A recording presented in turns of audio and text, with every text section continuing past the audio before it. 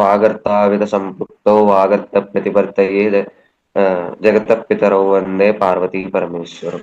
భజే శ్రీచక్ర మధ్యస్థాం దక్షిణోత్తరయోः Saddam సహభావార్తాలి సంసేవ్యాం Bhavani లలితాంబికాం. జ్ఞానానందమయం దేవం నిర్మలస్ఫటికాకృతిం ఆధార సర్వ విద్యాయాం హయగ్రీవం తమమాశ్రయే. 61వ శ్లోకం తెలుసుకుందాం సార్. ఓకే. 61వ శ్లోకానికి వెళ్లే ముందు 60వ శ్లోకంలో పార్వతీ పద్మనయన అనే నామాన్ని మళ్ళీ ఒకసారి చూద్దాం. హర్షిత్ మొత్తం ఎన్ని శ్లోకాలు ఉన్నాయి? మొత్తం ఎన్ని శ్లోకాలు ఇవి? 180 అండి. పార్వతీ పద్మనయన. ఈ వరకు క్లాస్ లో పార్వతీదేవి చరిత్ర ఇవన్నీ మనం చెప్పుకున్నాం. అప్పుడు పద్మనయన అనే దానికి కూడా చెప్పుకున్నాం. కానీ దీనికి ఇంకో అనుకూలమైన మీనింగ్ అంటే పద్మనయన అనేది విష్ణుమూర్తికి కూడా ఈ నామం ఉంది, పద్మనయన అని. ఇలాగ చాలా మందికి పద్మాల వలె కళ్ళు ఉన్నవి అని చెప్పి అందరినీ పోలుస్తారు. ఆ పద్మాలే ఎందుకు అంటే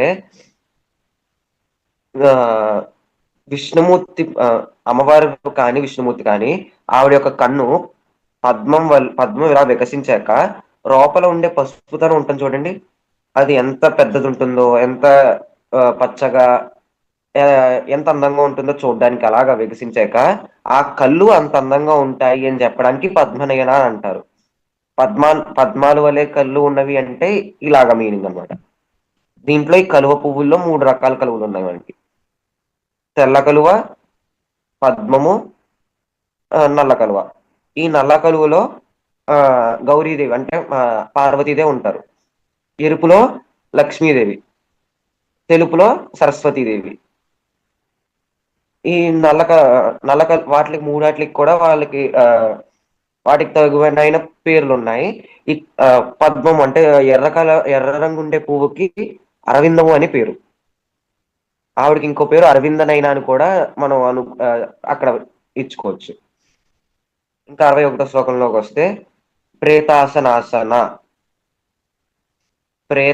పంచప్రేతాసనాసన పంచబ్రహ్మ స్వరూపిణి చిన్మయీ పరమానంద విజ్ఞాన గణరూపిణి. పంచప్రేతాసనాసన 5 ప్రేతాల మీద కూర్చున్న తెల్ల ఆవిడ. ప్రేతాలంటే భూత ప్రేత పిశాచాలు ఆ వర్ణంలో వచ్చినప్పుడు ప్రేతాలు వేరు, ఇక్కడ తీసుకునే ప్రేతాలు వేరు. ప్రేతము అంటే ఏ రకమైన మెటీరియలిస్టిక్ థింగ్స్ లేనిది, అంటే ఏ రకమైన శరీరం శరీరం లాంటివి ఏమీ లేకుండా దేనికి కట్టుపడకుండా ఉండేది. ఇప్పుడు ఏవైనా దారుతోనో ఏవైనా పదార్థంతో తయారు చేస్తే దానికి కొన్ని రూల్స్ అండ్ రెగ్యులేషన్స్ వస్తాయి. ఇప్పుడు ఒక ఇనుముతో తయారు చేస్తే దానికి రూల్స్ అండ్ రెగ్యులేషన్స్ ఉన్నాయి, దాన్ని మెయింటైన్ చేయాలి. ఇత్తడితో చేస్తే దాన్ని కొంచెం మెయింటైన్ చేయాలి. బంగారంతో చేస్తే దాన్ని కాపాడుకోవడానికి బోల్డ్ మన జీవిత సమయం అంతా దాన్ని కాపాడుకోవడానికి కూర్చోవాలి. అలాగా వీరు ఈ వాటితోనే చేయకుండా ఈ దారువులు ఇలాంటివి దేనికి అసలు ఏ పదార్థంతో చేయలేని ఆసనం అది పంచ ప్రేతాలతో చేయబడింది. అంటే 5 శరీరం అంటే ఏ రకమైన పదార్థం లేకుండా 5 రకమైన పదార్థాలు, కానీ ఏ రకమైన దారువులు కాకుండా వీటితో చేయబడిన ఆసనం మీద కూర్చున్న తల్లి ఆవిడ అని చెప్పి అక్కడ చెప్తున్నారు. ఈ పంచప్రేతాలు ఏంటో చూద్దాం. సృష్టి, స్థితి, లయ. ఆవిడ పంచబ్రహ్మాసనం మీద కూర్చుంటుంది అన్నాం కదా, ఆ నామం ఇది పంచప్రేతాసనాసని అన్నారు. ఈ పంచబ్రహ్మలన్నా పంచప్రేతాలన్నా ఒకటే. వచ్చే నామంలో పంచబ్రహ్మస్వరూపిణి అన్నారు. పంచప్రేతాసనాసనిలో ఆవిడ సృష్టి, స్థితి, లయ, అనుగ్రహము, తిరోధానము, ఈ ఐదు ఆటల్ని ఒక ఆసనం కింద తయారు చేసి 5 రకమైన పదార్థాలతో, అంటే ఈ 5 రకమైన కర్తవ్యాలు, అమ్మవారికి ఉన్న కర్తవ్యాలని, ఈ కర్తవ్యాలనే ఒక రకమైన ఆసనం కింద తయారు చేసి ఆ ఆసనం మీద ఆసీనురాలైన తల్లి నీవు అని చెప్పి ఇక్కడ చెప్తున్నారు. సృష్టి అంటే మనకు తెలుసు, పుట్టించడం. స్థితి అంటే నడిపించడం. లయ అంటే లయం చేసుకోవడం. తిరోధానము, అనుగ్రహం అంటే ఏంటి? ఇక్కడ తిరోధానము అంటే మాయని సృష్టించడం. ఆ మాయని ఆ మాయలో మనం ఉండేలా చేయడం. అనుగ్రహం అంటే ఆ మాయ నుంచి మనల్ని బయటికి తీసుకెళ్ళడం. అంటే ఈ జీవుణ్ణి సృష్టించి దాన్ని నడిపించి మళ్ళీ దాన్ని లయం చేసుకుని మధ్యలో మళ్ళీ ఒక మాయను సృష్టించి ఆ మాయలో మనం ఉండేలా చేసి ఆఖరికి మా భక్తితో ఆవిడని కొలిచిన వాడికి చివరిగా ఈ మాయ నుంచి బయటికి తీసుకెళ్లి ఇంకా మళ్ళీ మాయలో పడకుండా చేయడమే ఆ సృష్టి స్థితి లయ తిరోధాన అనుగ్రహం. ఆవిడ చేసే 5 పనులు. ఈ 5 పనులు ఆ ప్రేతాలు అంటే వాటికి అసలు వాటికి ఏమైనా ఉన్నాయా? వాటికి ఏమైనా శరీరాలు ఉన్నాయా? ఏ రకమైన వాటికైనా బందీలు అయి ఉన్నాయా అవి? ఏ రకమైన రూల్స్ అండ్ రెగ్యులేషన్స్ దానికి ఏమైనా వర్తిస్తాయా? ఈ 5 వాటికి లేవు. ఆవిడకి ఇష్టం వచ్చినట్టు చేసుకోవచ్చు. ఆవిడ ఈ జీవుడికి మోక్షం ఇవ్వాలి అనిపిస్తే ఆవిడ ఇస్తుంది. ఆవిడ సర్వేశ్వరేశ్వరి కాబట్టి ఆవిడ మీద ఎవరూ లేరు అని అనుకుంటాం కాబట్టి మనం ఆవిడ్ని ఇలాగ చేస్తాం. అసలు ఈ నామాల గురించి మనం వివరణ మొదలు పెడితే లలిత అనే తత్వము, కామాక్షి అనే తత్వము, కామేశ్వరి అనే తత్వము ఇవన్నీ ఎప్పుడు వచ్చాయి? ఆ చితగ్నికుండ సంభూత అని ఆ నామంలో చితగ్నిగుండంలోంచి ఆవిడ బయటకు వచ్చాక దేవతలు ఋషులు ఆవిడని కొలిచిన పేర్లు అవి. ఆవిడకి పేరు లేదు. ఎక్కడో బ్రహ్మాండాల అవతల ఉన్న తల్లి అంటున్నాం కానీ ఆ బ్రహ్మాండాల అవతల ఉన్న ఈశ్వరుడికి తల్లికి పేరు మనకు చెప్పలేదే. ఈ లలిత అన్న ఈ నామాలన్నీ కూడా ఆవిడ అక్కడి నుంచి బయటకు వచ్చాక మనం ఇచ్చిన నామాలు. కానీ ఆవిడ యాక్చువల్ ఆవిడ ఎవరు అని మనకు చెప్పలేదు. మనకు ఆవిడ పేరు కూడా తెలియదు. ఇవన్నీ మనం ఇచ్చుకున్న తర్వాత నామాలు. పంచప్రేతాసన హాసిని, తర్వాత పంచబ్రహ్మ స్వరూపిణి, 5 బ్రహ్మల స్వరూపిణి అంట ఆవిడ. ఈ 5 బ్రహ్మలు ఎవరంటే లింగ పురాణంలోకి వెళ్ళాలి. లింగ పురాణంలో శివుడికి 5 ముఖాలు ఉన్నట్టుగా మనకి వివరించారు. 4 చోట్ల 4 దిక్కుల్లో 4, ఆకాశం చూస్తూ 5. ఈ ఆకాశం చూస్తూ 5 ముఖాలు కదా. 5 ముఖాలు 5గురు ఈశ్వరులు. మనం ఈ అద్వైత సిద్ధాంతంలో ఈశ్వరుడన్నా బ్రహ్మన్నా శివుడన్నా ముగ్గురికి భేదం లేదు అనేక చూస్తాం మనం. ఇలా ముగ్గురికి భేదం లేదు. ఇంకోటి, ఈ లింగము అనగా ఈ పానవట్టము అంతా అమ్మవారు లింగంలో. ఆ లింగానికి పానవట్టానికి మధ్యలో కలిసే చోటు ఉంటుంది చూడండి. అంటే ఆ అభిషేక జలం వెళ్ళిపోవడానికి ఆ చోటు అంతా ఉంటుంది. అది సోమాస్కంద మూర్తి కింద ఆ లింగాన్ని మనం కనుక చూస్తే ఆ లింగానికి పానవట్టం రెండు కలిసే చోట ఆ గ్యాప్ లో స్కందుడు.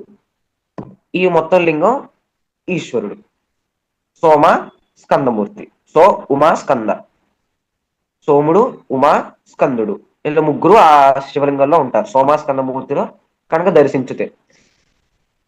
ఇప్పుడు ఆ లింగానికి 5 ముఖాలు. ఈ 5 ముఖాలు 5గురు బ్రహ్మలు. ఇక్కడ బ్రహ్మ అంటే వేదంలో బ్రహ్మ అంటే దేవుడు అని చెప్పి అర్థం అంతే. బ్రహ్మ అంటే సృష్టించిన వాడు, స్థితి చేసేవాడు, లయ చేసేవాడు. 3 అర్థాలు ఉన్నాయి బ్రహ్మకి. కానీ ఈశ్వరుడు విష్ణుమూర్తి సపరేట్ గా ఉన్నారు కాబట్టి మనం ఆయన్ని బ్రహ్మ అని అంటున్నాం. ఎవరిని? ఈశ్వరుని. మనం సృష్టించిన వాడిని బ్రహ్మ అంటున్నాం. కానీ బ్రహ్మ అనే అర్థానికి ఏదైనా పెట్టుకోవచ్చు మనం. అందుకనే సర్వం బ్రహ్మమయం అంటారు. ఎందుకంటే బ్రహ్మ అంటే దేవుడు అని వస్తుంది కాబట్టి అర్థం అక్కడ సర్వం బ్రహ్మమయం అని అంటారు. అందరిలోని బ్రహ్మాన్ని చూడండి అంటారు. నాలో ఉన్నది బ్రహ్మమే, దానిలో ఉన్నది బ్రహ్మమే. అందుకనే వేదాంతాన్ని వివరిస్తారు అలాగా. ఇలాగ 5 ముఖాలు ఉన్నావు ఆయన. 5 ముఖాలకి 5 రకాల పనులు ఉన్నాయి ఆయనకి. 5గురు 5 రకాల పనులు చేస్తారు. మనవ 5 రకాల పనులు చేస్తారు. బయట 5 రకాల పనులు చేస్తారు. 5 ఆటల మీద 5 రకాల పదార్థాలు, 5 రకాల అలాగా మనం సృష్టిని చూస్తే దాన్ని 5తో గుణించవచ్చు అని చెప్పి చూసుకున్నాం. కాబట్టి 5 అని వచ్చే సంఖ్య ప్రతిదానికి ఈశ్వరుడికే ఆయనకే ఉన్నది అధికారం. 5 అని వచ్చేదాన్ని 5తో గుణిస్తే ఈ సృష్టిని మొత్తం ఆ 5 పదార్థాలు వస్తాయి కదా. మొత్తం 5తో ఈ సృష్టిని మొత్తం డివైడ్ చేసుకుంటే 5 పదార్థాలు వస్తాయి. ఆ 5 పదార్థాల మీద 5 ముఖాలకి ఆ, అధికారాలు ఉన్నాయి. ఈ 5 ముఖాలు ఏంటి అంటే సద్యోజాతము, వామదేవము, అఘోరము, వామదేవము, తత్పురుషము, ఈశానము. ఈశానము ఆకాశం వైపు చూస్తుంది. అంటే ఆకాశానికి ఆయన అది ఆ ఆకాశం వైపు చూసే ముఖం. అంటే ఈ లింగాన్ని మనం కనుక, లింగం అంటే నిరాకారం, అంటే దానికి ఆకారం లేనిది అని చెప్పి చూసుకుంటాం. కానీ కాబట్టి ఇలాగ 5 వైపులా 5 ముఖాలు ఉన్నాయి అని చెప్పి మనం చెప్తున్నాం. కానీ ఈశ్వరుడు ధ్యాన స్థితిలో కల్పవృక్షం కింద కూర్చుంటారు అని చెప్పి ఉన్నది. ధ్యాన స్థితిలో అంటే ఈశ్వరుడు కల్పవృక్షం ఇలా ఉంటే కనుక 4 వైపుల 4, పైన కల్పవృక్షం పైన 5, మొత్తం ఇలాగ 5 రకాలుగా మనకు కనిపిస్తారు అక్కడ ధ్యాన స్థితిలో. ఒక వైపు నుంచి దర్శిస్తే ఒక వైపు కింద కనిపిస్తుంది మనకి. అలాగే ఒక వైపు నుంచి చూస్తే ఈ సత్యోజాతం వైపు నుంచి చూస్తే సత్యోజాతుడు కనిపిస్తాడు. పైనుంచి చూస్తే ఈశానుడు. అలాగే 5 రకాల నుంచి 5 వైపుల నుంచి 5 రకాలు కనిపిస్తాయి మనకి. ఈ 5 రకాల ముఖాలతో ఉన్న ఈశ్వరుని ఎక్కడా లేరు. అంటే లింగానికి 5 ముఖాలు ఉన్నాయని చెప్పుకున్నది, కానీ 5 ముఖాలతో చెక్కిన ఈశ్వరుడు బొమ్మలు మనకి ఎప్పుడు దొరకలేదు. ఎప్పుడు ఈశ్వరుడు అంటే ఏనుగు చర్మం కట్టుకుని పంచి కింద, పులి చర్మం కండువా కింద ఉండి, మెడలో రుద్రాక్షలు వేసుకుని, జటాజోటం ఉండి, భస్మం రాసుకుని, త్రిశూలం, డమరుకం, అంతే. వేదం వర్ణించింది అలా కాదు. కానీ మనం దర్శించేది మాత్రం అలాగే దర్శిస్తాం. కానీ ఈశ్వరుణ్ణి దర్శించినప్పుడు వేద వర్ణన ప్రకారం, రుద్రాధ్యాయం ప్రకారం, ఋగ్వేదంలో రుద్రాధ్యాయం ప్రకారం ఇలాగ ఇవన్నిటిలో చూసుకుంటే ఆయనకి మాత్రం 5 ముఖాలుండి, 5 ముఖాలు కూడా 5గురు అయ్యుండి, 5గురు ఒక తత్వం తీసుకుంటే అది ఈశ్వరుడు అని చెప్పి మనకి చెప్పారు. ఈ 5గురు పంచభూతాల మీద వాళ్ళకే అధికారం ఉన్నది. అంటే వాళ్ళు పంచభూతాలని ఒక్కొక్కరు ఒక్కొక్క పంచభూతానికి సంబంధించిన అధికారులు, అమ్మవారు సృష్టించిన అధికారులు. ఇప్పుడు ఎక్కడికైనా ఇక్కడి నుంచి ఇప్పుడు కాదు కానండి, ఈ వరకు రాజరికం అయి ఉన్నప్పుడు ప్రతి చోటకి రాజులు వెళ్ళలేదు. కాబట్టి వీళ్ళకి వాళ్ళని చూపిస్తూ, అంటే వాళ్ళని రీప్రజెంట్ చేస్తూ ప్రతి చోట ఒక మంత్రి కానీ ఎవరో ఒకరు ఉండేవారు. ఇప్పుడు ఒకేసారి రాజుగారు 2 చోట్లకి వెళ్ళాలి అంటే ఒక చోటకి మంత్రి గారిని పంపించారు, ఒక చోటకి ఆయన వెళ్ళారు. అలాగే ప్రతి చోట అమ్మవారు ఉండలేరు, ప్రతి దాన్ని అమ్మవారే చేయలేరు. కాబట్టి ప్రతి అండంలో 5గురిని పెట్టారు. వాళ్ళే పంచబ్రహ్మలు. అంటే పంచబ్రహ్మలు అంటే ఈశ్వరుడికి ఉన్న 5 ముఖాలనే పంచబ్రహ్మలు అన్నారు. ఈ 5 ముఖాల్లో ఒక్కొక్క ముఖానికి ఒక్కొక్క రకమైన అధికారం ఉంది. అలాగే 5 ముఖాలు మనలో ఉన్న జ్ఞానేంద్రియాల మీద కూడా ఆయనే వాళ్ళకే అధికారం ఉంది. ఒకరికేమో సద్యోజాతుడికేమో భూమి, వామదేవుడికేమో నీళ్లు, ఇలాగ 5గురు, అఘోరుడికేమో అగ్ని, ఈశానుడికి ఆకాశం. ఇలాగ 5గురికి 5 పనులు ఉన్నాయి. ఇంకో 2 నాకు తెలియదు, కానీ వాళ్ళిద్దరికి ఇంకా జలం అయిపోయింది. మిగతా రెండు పంచభూతాల మీద వాళ్ళిద్దరికి ఉన్నది, తత్పురుషుడికి, వామదేవుడికి. ఇలాగ 5గురికి 5 పనులు ఉన్నాయి. మళ్ళీ అలాగే ఆ 5 మన జ్ఞానేంద్రియాలు కూడా దానికి సంబంధించిందే. కాబట్టి మన జ్ఞానం అగ్నిస్వరూపం. కాబట్టి అగ్నికి సంబంధించిన బ్రహ్మే మనలో ఉండే జ్ఞానానికి కూడా అధిపతి. వాసన, గాలి అనే శక్తే మన వాసనకు కూడా. ఆకాశం అంటే వినికిడి, ఆ వినికిడే మన చెవుకు కూడా అధిపతి ఆయనే. నోరు అంటే సృజించడం, జలానికి సంబంధించిన అధిపతే మన నోటికి కూడా అధిపతి. ఇలాగ 5 జ్ఞానేంద్రియాలకి 5 కర్మేంద్రియాలకి కూడా వాళ్ళే దేవతలు, అంటే వాళ్ళే అధిపతులు. ఇలాగ ప్రతిదానికి 5తో గుణిస్తే 5 మంది ఈ 5 మందే వాటిని పని చేస్తూ ఉంటారు. అంటే ఈ 5 మందే వాటిని ఇవి 5 మంది వాళ్ళని ఆధిపత్యం చూపిస్తూ వాటిని కంట్రోల్ చేస్తూ ఉంటారు. అలాగే ఇందాక పంచ ప్రేతాలు అని చెప్పుకున్నాం కదా, సృష్టి, స్థితి, లయ, ఈ తిరోధానము, అనుగ్రహం. ఈ 5 చేసేది కూడా ఈ 5 బ్రహ్మలే. అందుకనే అక్కడ పైన పంచబ్రహ్మాసన అని చెప్పావు. ఇక్కడ పంచప్రేతాసన అని చెప్పి ఇక్కడ చెప్పుకుంటున్నాం. అంటే ఈ ఐదుగురే మొత్తం ఈ సృష్టి అంతటికి ఆది అంతం ప్రతిదీ చేసేది ఐదుగురు. ఈ ఐదుగురు ఎవరి స్వరూపం అంటే ఆవిడ స్వరూపం. అందుకనే పంచబ్రహ్మ స్వరూపిణి అన్నారు. ఈ ఐదుగురు శక్తిని ఒక రాశీభూతం చేస్తే ఆ రాశీభూతంలో ఉన్న తల్లి ఎవరు అనగా మన లలితా పరావతారిక. ఇలాగా పంచబ్రహ్మాసన ఆసన, పంచబ్రహ్మ స్వరూపిణి, పంచప్రేతాసన ఆసని. అలాగా ఈ పంచప్రేతాసనాసనాకి ఇంకో అర్థం చెప్పుకుందాం మనం. ఈ ప్రేతాలు ఇవన్నీ ఉన్నాయి కాబట్టి ఈ ప్రేతాలని ఇప్పుడు సినిమాల్లో ఒక్కొక్కసారి సినిమాలో ఒక హీరోని ఫైట్ సీన్ లో ఎలా చూపిస్తారు, ఈ రౌడీలందరినీ కొట్టేసి దాని మీద వాడు కూర్చుని అందరికి వార్నింగ్ ఇస్తున్నట్టు చూపిస్తారు.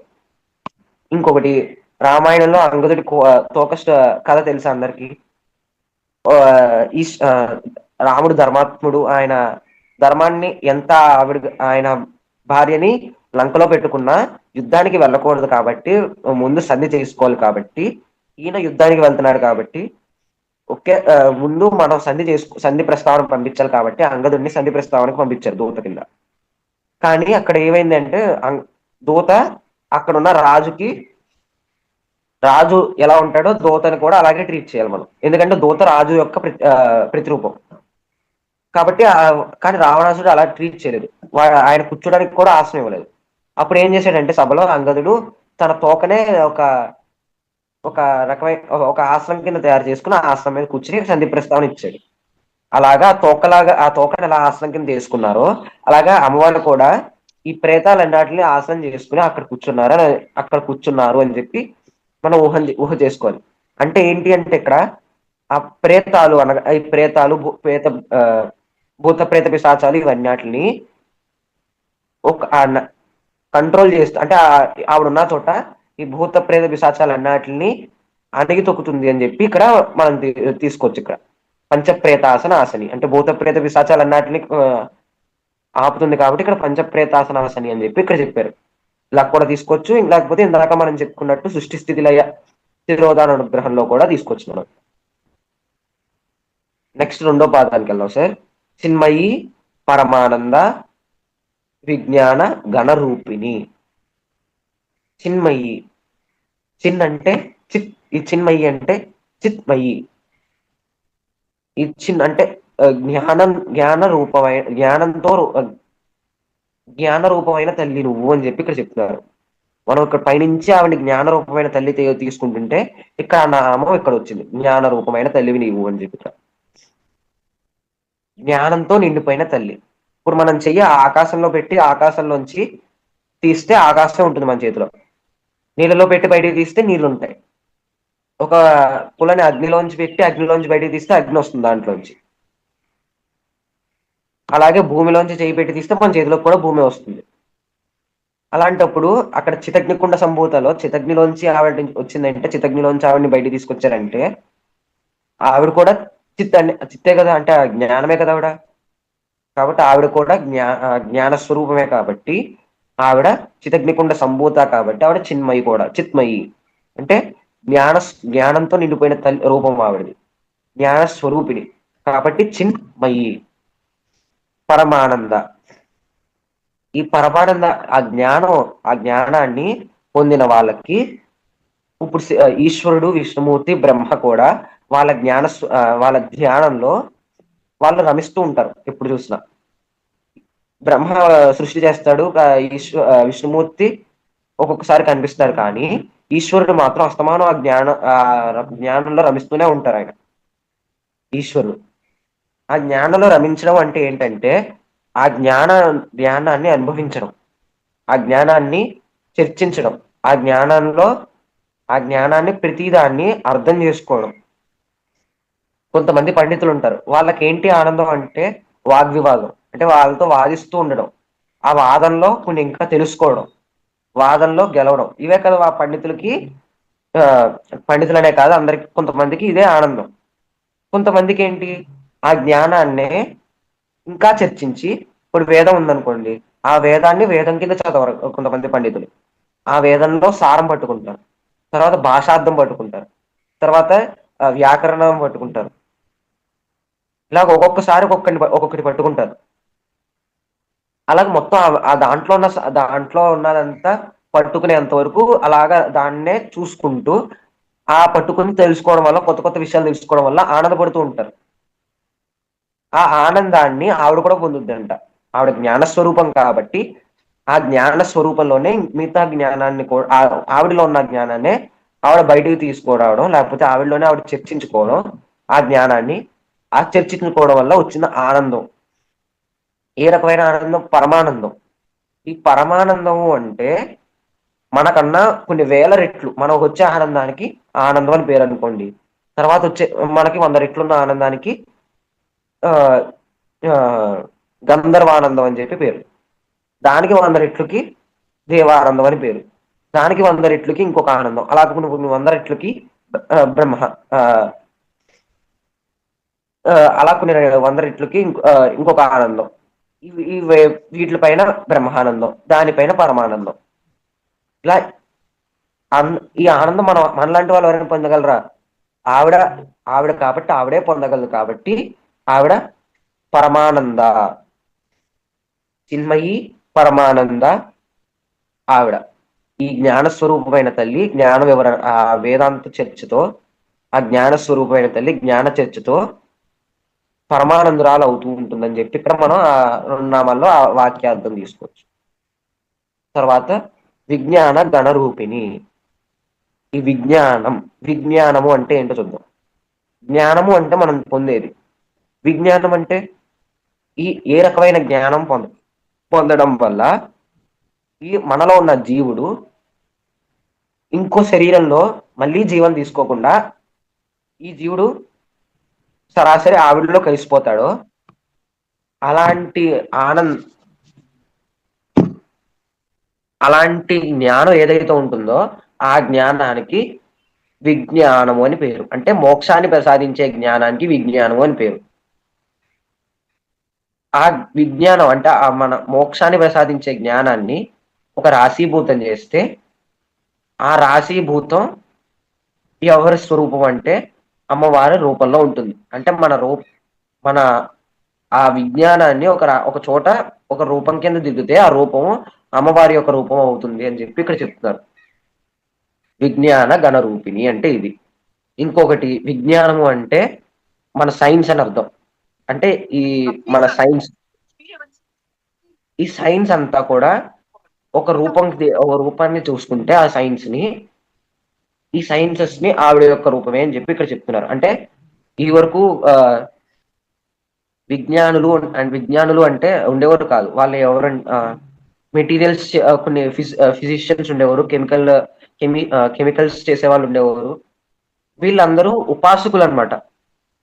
ఈ అమ్మవారిని వీళ్ళు ఈ జ్ఞానాన్ని గురువుల దగ్గర నుంచి పొందుతూనే ఒక దేవతని అమ్మవారిని ఉపాసిస్తుండేవారు. ప్రతి ఒక్కరు ఇలాగా ఈ విజ్ఞానాన్ని పొందే వాళ్ళందరూ ఆ లలితా పరాభట్టారికి ఉపాసకులే ఈ వరకు. ఆవిని ఉపాసిస్తూ వీళ్ళు ఆ ఆ విజ్ఞానాన్ని పొందేవారు.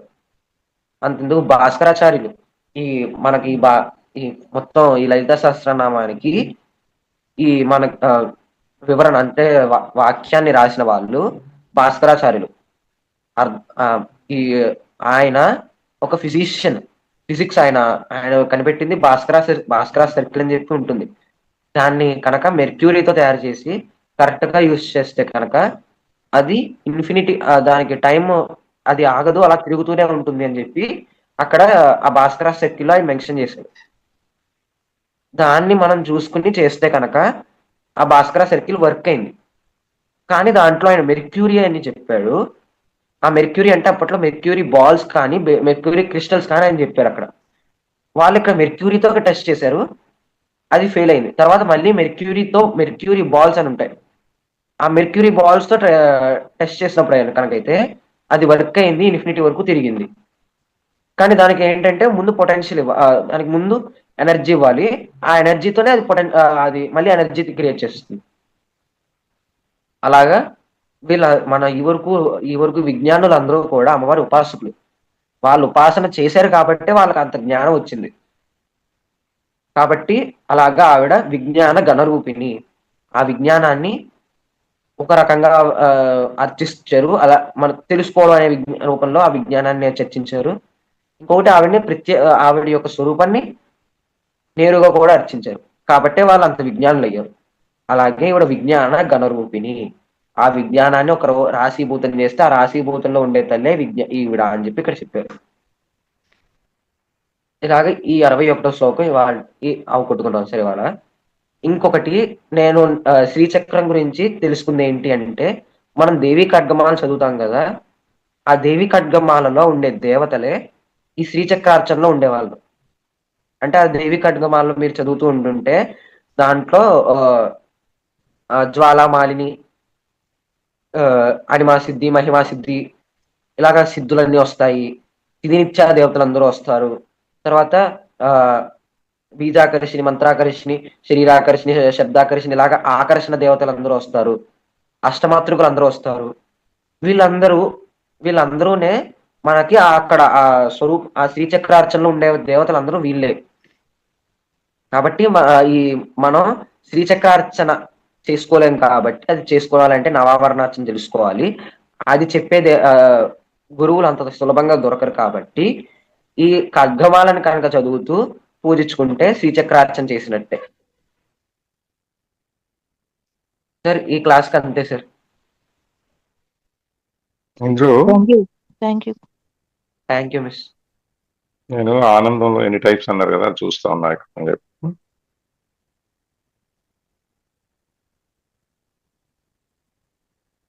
పంచ ప్రేతాత్మిక కదా, పంచప్రేతాసనాసని సార్. అందులో పంచప్రేతాలు అంటే బ్రహ్మ, విష్ణు, రుద్ర, ఈశ్వర, సదాశివ అనే ఒక అర్థం కూడా మనం చెప్పుకోవచ్చు. అవి పంచ బ్రహ్మాసనంలో వస్తాయి సార్ మీరు చెప్పింది. ఇందులో పంచ బ్రహ్మాసన ఆసనంలో కూర్చునేది ఉంది కదా, దాని మీద బ్రహ్మ, విష్ణు, మహేశ్వరులు, రుద్రుడు, ఈ 5గురు కనుక మన పంచబ్రహ్మాసనంలో వస్తారు వీళ్ళు. ఈ పంచబ్రహ్మాసనాలు వీళ్ళు 5 మీద కూర్చున్నా అంటే మీరు చెప్పారు కదా, ప్రేతాసన అంటే అన్ని ఎటువంటి స్పందన లేకుండా ఉండేది అని చెప్పేసి. సో ఆ ప్రేతం అంటే ఎటువంటి స్పందన లేకుండా ఉండేది కాబట్టి 5గురికి కూడా ఎటువంటి స్పందనలు ఉండవు వీళ్ళకి అని చెప్పాను. అవును సార్.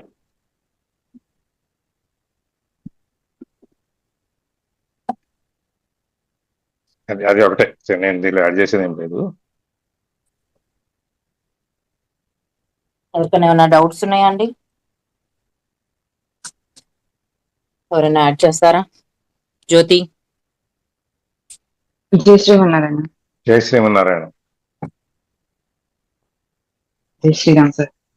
జై శ్రీరామ్. పంచప్రేత సనాసీన అంటే బ్రహ్మ, విష్ణు, రుద్రుడు, ఈశ్వరుడు కోరుడుగా ఉండి సదాశివుడు పీఠంగా ఉండే సింహాసనాన్ని మనం పంచప్రేత సనాసీన అని అంటాం అన్నమాట. అమ్మవారు అది అధిరోహించి అమ్మవారు అక్కడ నుంచి మనల్ని ఆ సింహాసనం నుంచి పరిపాలిస్తారు అన్నట్టు అన్నమాట. సో వీళ్ళందరికీ శక్తి లేదు, కానీ అమ్మవారే వీళ్ళకి శక్తిని ప్రసరిస్తారు. అంటే ఆవిడే ఇంకా అల్టిమేట్ అన్నట్టు అనమాట. సో ఆవిడ దగ్గర నుంచే వీళ్ళందరికీ శక్తి అనేది వస్తుంది అన్నట్టు చెప్తారు అనమాట. పంచప్రేత సనాసీన అంటే వాళ్ళకి శక్తి లేని వాళ్ళని కూడా అమ్మవారి శక్తి ఇచ్చి పరిపాలన చేస్తుంది. ఒక్కొక్క ఇప్పుడు ఓవర్ హెడ్ ట్యాంక్ నుంచి అన్ని పైపుల్లోనికి వాటర్ ఎలా అయితే వస్తుందో అలాగే ఆమె ఓవర్ హెడ్ ట్యాంక్ అన్నట్టు చెప్తారు అనమాట. సో అలా మనం తీసుకోవచ్చు అనమాట. ఇక్కడ అమ్మవారి శక్తి లేకపోతే వీళ్ళందరూ కూడా ఇంకా లేనట్లే అనమాట. అమ్మవారి దగ్గర నుంచి వీళ్ళకి శక్తి అనేది ప్రసరిస్తుంది అన్నట్టు అనమాట. అండ్ పంచబ్రహ్మ స్వరూపిణి అంటే పైన చెప్పిన పంచబ్రహ్మలకి మూలం అమ్మవారే. పంచబ్రహ్మ స్వరూపిణి ఆవిడే, మూలం అనేది ఆవిడే. సో ఆవిడ దగ్గర నుంచే వస్తుంది అన్నట్టు అనమాట. అండ్ చిన్మయి, పరమానంద, విజ్ఞాన గణ రూపిణి అంటే చైతన్యం నిరంతరం ఆవిడలోంచే ప్రవహిస్తూ ఉంటుంది. సో ఆవిడ అందరికీ అల్టిమేట్ అని చెప్పడమే దీనిలో ఉన్న పరమార్థం అనమాట. అండ్ ఆ ఆవిడ అన్నిటికన్నా ఆ ఆనందం అంటే పరమానందాన్ని ప్రసాదించేది కూడా ఆవిడే అన్నట్టు చెప్తారనమాట. మామూలుగా మనం చదువుకున్నప్పుడు ఆ ఆ స్కూల్కి వెళ్ళినప్పుడు కొంచెం జ్ఞానం అనేది వస్తుంది. కానీ దానికన్నా ఎక్కువ జ్ఞానం ఎప్పుడు వస్తుందంటే అమ్మవారిని ఉపాసించినప్పుడు అండ్ జ్ఞానంలో కూర్చున్నప్పుడు మాత్రమే మనకి మనలో ఆ జ్ఞానం అనేది ఉంది. అది బయటకు రావాలి, మనం తెలుసుకోవాలి అని అంటే ఆ ఉపాసన మళ్ళా వచ్చి ఆ ఆ మనము ఎప్పుడు కూడా జ్ఞానం అనేది అదే మామూలుగా చేస్తాం కదా సార్ మెడిటేషన్ అనేటట్లు అట్లా దాంట్లోనే మనకి ఎక్కువ వస్తుంది అన్నట్టు అనమాట. సో అప్పుడంతా అలాగే ఉండేది అనమాట. సో ఇప్పుడు మనం బుక్స్ వరకే పరిమితమైపోయి ఉండిపోయాము. కానీ బుక్స్ కు మించింది ఇంకా ఉంది అని తెలుసుకోవాలి. అండ్ మన యొక్క వేదాలు, ఉపనిషత్తులు ఇవన్నీ కూడా ఈ ఈ యొక్క సైన్స్ కు మించింది ఉంది. అండ్ దీంట్లో సైన్స్ లోని ఇప్పుడు మనకి డైవర్షన్ అంటే ఈ 2 ప్లేన్ 3 ప్లేన్ అని కూడా సినిమాస్ వస్తున్నాయి కదా. సో ఇవన్నీ కూడా మనకి ఎప్పుడో మనకి బుక్స్ లో రాసేసారనమాట. సో అంత నాలెడ్జ్ ఉంది. సో ఆ నాలెడ్జ్ తెలుసుకోవాలంటే మనం బుక్స్ చదవాలి అన్నట్టు కూడా ఇక్కడ మనం తెలుసుకోవచ్చు అన్నమాట. విజ్ఞాన గణ రూపిణి అంటే చైతన్యానికి ప్రజ్ఞ బ్రహ్మ అనే బిరుదు ఉందన్నమాట. నిరంతరము ఆవిడ ఆ యొక్క తను సృష్టించిన ఆ చైతన్య ఆ ప్రజ్ఞలోనే ఆవిడ ఆ అంటే ఎప్పుడు కూడా దాని గురించే థింక్ చేస్తూ ఉంటారు. అండ్ దాన్ని అలా రిపీట్ చేసుకుంటూ ఉంటారు కాబట్టి ఆవిడ ప్రజ్ఞ అనేది ఘనంగా ఉంటదన్నమాట. మన ప్రజ్ఞకి ఆవిడ ప్రజ్ఞకి అసలు ఆ సంబంధం అనేదే ఉండదన్నమాట. సో అంత ఆవిడ నాలెడ్జ్ అనేది అంత ఉంటుంది. సో ఆవిడ దగ్గర నుంచే మనం అన్ని తీసుకోవాలి. ఆవిడే అల్టిమేట్ అన్నట్టు అనమాట. సో ఆ విధంగా చెప్తారనమాట. సో దీంట్లో 5 సృష్టి, స్థితి, లయ, తిరోధానం, అనుగ్రహం అని చెప్పాడు కదా తను. దాంట్లో సృష్టి, స్థితి, లయ ఈ 3 మనకు తెలుసు. మామూలుగా మనకి బాగానే పరిచయం అనమాట. సృష్టి అంటే పుట్టించడము, అండ్ స్థితి అంటే చూసుకోవడము, అండ్ లయం అంటే లయం చేయడం. సో ఈ 3 కంటిన్యూగా జరుగుతానే ఉంటాయి అనమాట. తిరోధానము, అనుగ్రహం ఇవి కూడా ఆవిడే ఇవ్వగలదు అనమాట. ఈ 5 కూడా ఆవిడే ఇవ్వగలదు. తిరోధానం అంటే అసలు ఏమి అంటే లేని దాన్ని దానం చేసి ఉన్నదాన్ని తిరస్కరించడం అని అర్థం అనమాట. అంటే లేని దాన్ని దానం చేయడం అని అంటే ఇప్పుడు ఎగ్జాంపుల్ గా చెప్పాలంటే ఒక సినిమా చూస్తున్నాం అనుకోండి మనము. సినిమా ఆడుతున్నంతసేపు మనకు తెర కనిపించదు కదా. మామూలుగా అప్పుడు పాత రోజుల్లోని మన థియేటర్లో కాకుండా బయట చూడండి వీధుల్లోని సినిమాలు వేసేవాళ్ళు ఒక తెరలాగా కట్టి. సో ఆ తెర ఉంటేనే మనకి సినిమా కనిపిస్తుంది అనమాట. సో అది ఎగ్జాంపుల్ గా తీసుకుంటే సృష్టి అనేది ఆడించడం అనమాట. సృష్టి అనేది తయారు చేయడం, సినిమాలన్నీ తయారు చేయడం అనేది సృష్టి అనమాట. అండ్ స్థితి అనేది ఆడించడం అంటే అక్కడ తెర మీద బొమ్మ వచ్చేటట్టు చేయడం అనమాట. అండ్ లయం అని అంటే సినిమా అయిపోతే లయం అనమాట. అంటే మనల్ని పుట్టించడము, మనల్ని ఈ మాయలో ఉండేటట్టు చేయడము, అండ్ లయం చేసుకోవడము. సో ఈ మూడు సృష్టి, స్థితి, లయ. అండ్ తిరోధానము అని అనేసరికి ఆ ఆ మాయలో ఉన్నప్పుడు, ఆ మిథ్యా ప్రపంచంలో ఉన్నప్పుడు పరమాత్మ కనపడకుండా చేస్తారు కదా. ఆ పరమాత్మ ఉన్నారని తెలుసుకోవడమే తిరోధానం. అంటే ఒక తెర ఉంది మనకి, అండ్ ఆ ప్రొజెక్టర్ కి మధ్యలో ఒక తెర అనేది ఉంది. సో అది మనం తెలుసుకొని అమ్మవారి అనుగ్రహాన్ని పొందాలన్నమాట. సో అది తిరోధానము అండ్ అనుగ్రహము. అంటే మనం అది తెలుసుకున్నప్పుడు మాత్రమే ఆవిడ అనుగ్రహాన్ని పొంది మోక్షాన్ని పొందుతాము అని కూడా దీనికి కొంచెం ఎగ్జాంపుల్ గా అంటే అర్థం చేసుకునే దానికోసం అని చెప్పొచ్చు అనమాట. సో ఈ మిథ్యా ప్రపంచంలోనే ఉండిపోకుండా అండ్ ఆ సినిమాని చూస్తూ ఉండిపోతా ఉంటాం అనమాట. మన ఈ మాయలోనే ఈ సినిమా ఆడిస్తున్నదంతా ఆవిడ. సో మధ్యలో ఒక తెర ఉంది అనేది కొంచెం అవేర్నెస్ తో ఉండాలన్నమాట మనం, అంతే. అప్పుడే మనం ఆ సినిమాలో మునిగిపోకుండా ఉంటాం అనమాట. అది ఆ విధంగా అని నాకు అర్థమైంది sir. So thank you sir. Thank you Jyothi. Thank you Jyothi, thank you. Thank ఈ you. 5 నామాలు ఉన్నాయి కదా, తత్పురుషాయ, అఘోరాయ, సత్యజాతాయ, వామదేవాయ, ఈశానాయ, పంచ ఈశ్వరులకి పంచనామాలు అని చెప్తాం. అది 5 దిక్కుల నుంచి 4 దిక్కులు ప్లస్ పైన ఆకాశం, అంతే కదా. అది అంటే సందర్భం వచ్చింది కాబట్టి చెప్తున్నా. కాశీలో ఉన్న మన లింగం ఏదైతే ఉందో అక్కడ కాశీలో ఈశ్వరుడు కిందకు ఉంటుంది. కాశీలో లింగం పైన ఉండదు. అవును సార్. ఆ ఫోటోని మన ఇండ్లలో ఈశాన్యం మూల పెట్టుకుని ఈ మంత్రం చదువుకుంటే వాస్తు దోషాలు ఏమైనా ఉంటే పోతాయి అని ఒక నమ్మకం.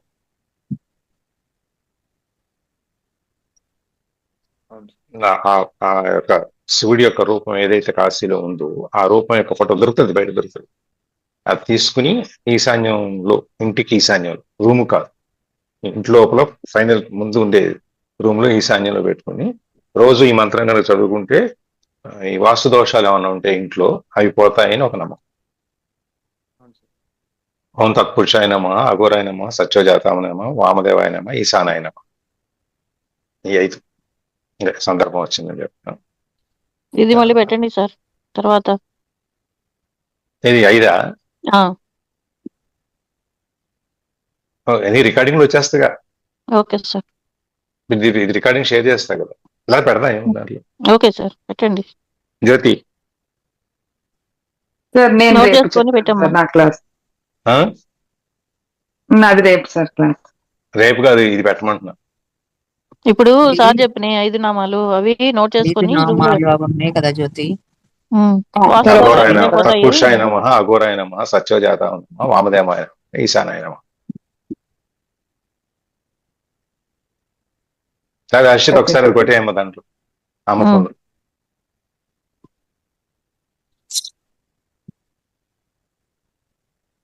వినేటప్పుడు బాగానే తేలికనే ఉంటుంది కానీ మళ్ళీ మర్చిపోతుంటాం 5 పేర్లు వరుస. ఓకే సార్, నేను పెడతాను సార్.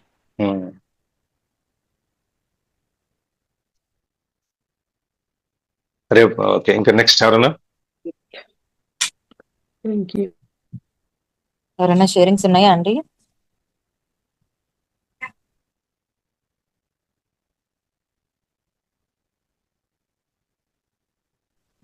రికార్డింగ్ ఆపేనా? Yes sir.